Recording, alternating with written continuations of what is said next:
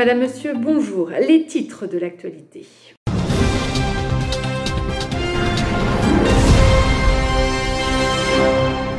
Notre grand reporter Margot est allée réexaminer une affaire classée depuis longtemps.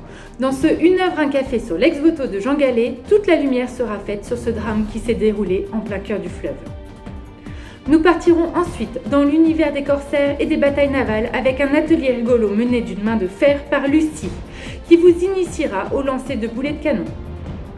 Margot, cette semaine vous avez ouvert les couloirs du temps. Nous sommes au XVIIIe siècle, à Caudebec, bourg sans histoire et dynamique. Et nous sommes plus précisément à bord d'une gribane de Seine. Margot, dites-nous ce que vous avez découvert. Oui Stéphanie, nos équipes ont enquêté sur un drame qui s'est déroulé sur la Seine en 1783, le naufrage d'un dénommé Jean Gallet. Erreur de navigation, sabotage ou tempête, nous avons tenté d'éclaircir cette affaire qui agite les bords de Seine. Pour ça, nous nous sommes rendus à Musée aux Seines afin d'étudier cette pièce à conviction, un tableau commandé par Jean Gallet en personne. Nous sommes ici sur la rive gauche du fleuve, juste en face de Caudebec-en-Caux. Jean Gallet est à bord de son bateau, il y transporte du bois accompagné d'un facteur de bois dénommé Boulard.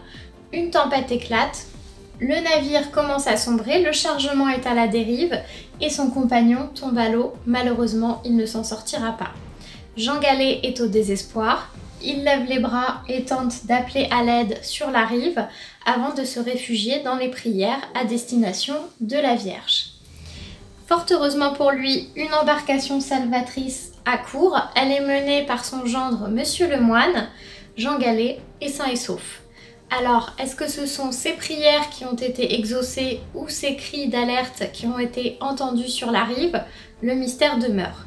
Il n'en est pas moins que Jean Gallet a fait réaliser ce tableau à destination de la Vierge afin de la remercier de sa bonne fortune, comme en atteste l'inscription qui se trouve ici sur le cadre. Il est courant à l'époque de réaliser ce genre de tableau, des ex-voto, afin de se prémunir des dangers ou bien alors de remercier si on y a survécu. Grâce à celui-ci, nous avons en tout cas pu faire toute la lumière sur cette mystérieuse tragédie des bords de Seine. C'est une histoire pleine de rebondissements, qui se termine bien pour certains et beaucoup moins bien pour d'autres.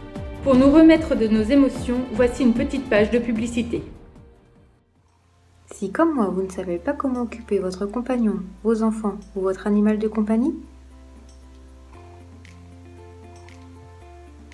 j'ai quelque chose pour vous. Aujourd'hui, c'est coloriage. Figurez-vous que j'ai même une assistante. Elle pense peut-être pouvoir le mettre. Chut, ne lui dites rien.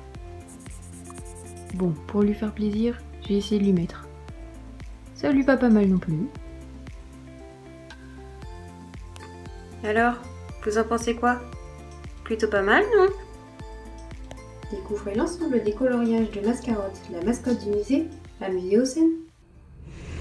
Nous retrouvons maintenant Lucie, le pirate de l'équipe, qui va vous préparer au combat sur les mers. Cet atelier rigolo vous permettra d'être prêt à faire feu. Bien entendu, c'est plus pratique à mettre en œuvre si vous avez un voilier qui lui-même est équipé de canons et surtout, il faut rencontrer un voilier ennemi en pleine mer. Enfin bref, Lucie, à vous. Bonjour Stéphanie et bonjour à tout le monde. Cette semaine, le capitaine Lucie reprend du service avec un atelier rigolo spécial à Bord-Moussaillon. C'est parti! Aujourd'hui, on va réaliser un jeu de tir pour que les petits mousses s'entraînent à vaincre les navires ennemis comme celui-ci. Il me faut de bons canonniers pour partir avec moi parce qu'au XVIIIe siècle, les batailles en pleine mer n'étaient pas rares.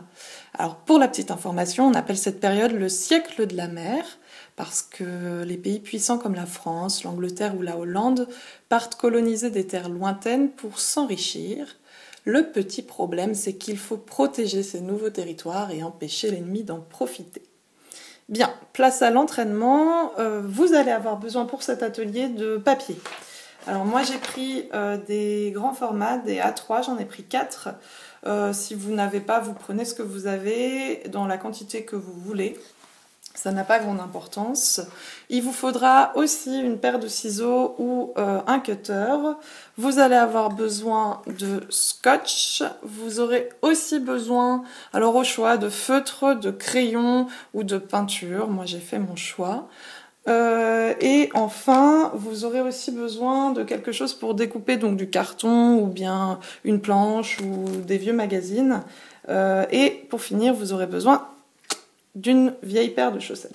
Alors, pour cette première étape d'atelier, j'ai fait un petit peu de place parce que vous allez devoir assembler les feuilles de papier entre elles à l'aide du scotch de façon à former un genre de poster.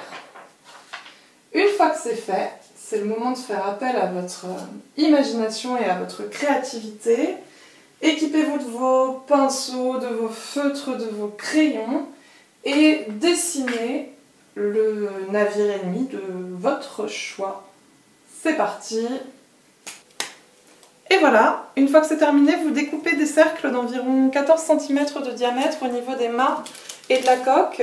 Ce sont des cibles stratégiques parce que si l'ennemi n'a plus de mât, il ne peut pas fuir et au niveau de la coque se cachent les canonniers, donc sans eux pas de représailles possible. Si vous le souhaitez, pour corser un petit peu le jeu, vous pouvez inscrire des scores au niveau des cibles. Alors, on va mettre 500. Hop. Ici.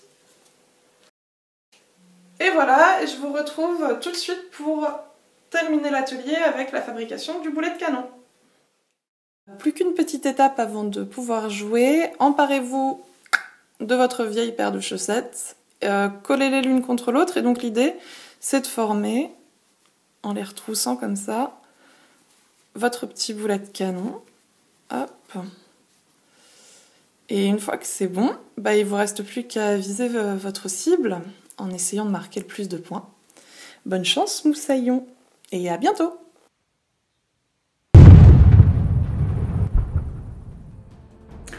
Merci Lucie et Margot pour ces interventions percutantes. On se retrouve la semaine prochaine pour une nouvelle édition. Entre deux, n'hésitez pas à nous envoyer vos essais de tir au canon que nous présenterons lors du prochain journal. Madame, Monsieur, au revoir.